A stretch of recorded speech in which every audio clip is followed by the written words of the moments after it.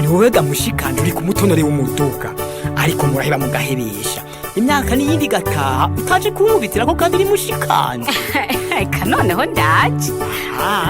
kandi udutwi tunsumira numvise ngo mwarakwijemwe n'umugabo wawe. Eka ntiturakwiza ariko mugana gahengwe kuko ubu turafise tumwe dukwigana dutatu. Umugabo wanje nawe agendera mu kaduga gasa n'aka ndimwe. Amashure nayo twarize n'uburo buhuye. None wumva mutakwije ariko none kuvyo kumenya uhoraho hoho ni gute? Ivyo vyo kumenya uhoraho nivyo abatarataho. Naho urambabaje. Reka rero tukurira imbere kano karirimbo hanyuma uce wakira kino gitabo c'Imana usome mu gitabo c'uwavugishwa n'Imana Yeremiya mu gice c'icenda kuva ku murongo wa 23 ugeze ku wa 24. Uheze wumva ic'Imana ikubwira wikebuke. Uravize ubwenge warize amashure wize kaminuza waramenye vyinshi ivyo sivyo kwirata kuko bizoshira. Harivyo kwirata kirengeye vyose nukumenya uhoraho n'imbabazi ziwe.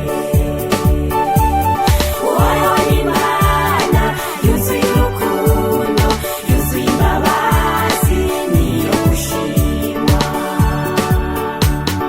Ufise ubutunzi ufise imiduga ufise izahabu ufise amafeza ivyo sivyo kwirata kuko bizoshira.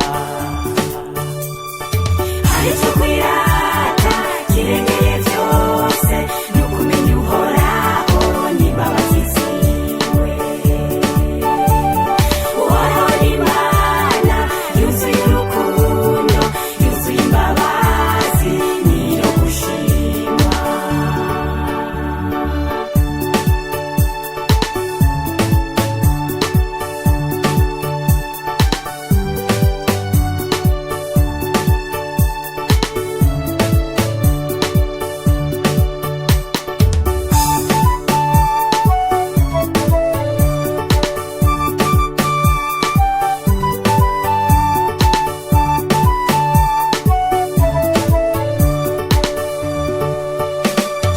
Ufise inkomezi mu mubiri wawe icyuma wovuna ibuye womena ivyo sivyo kwirata kuko bizoshira.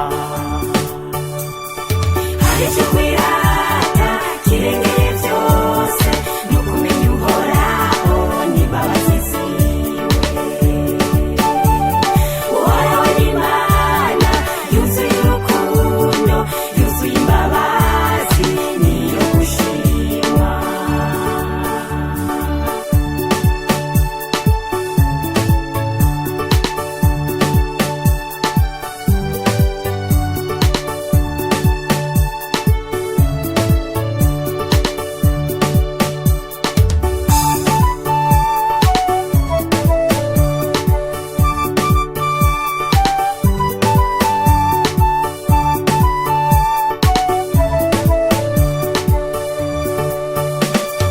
Ufise indya nyinshi mu rugo rw'iwawe urarya ugahaga ibindi ugasesa ivyo sivyo kwirata kuko bizoshira.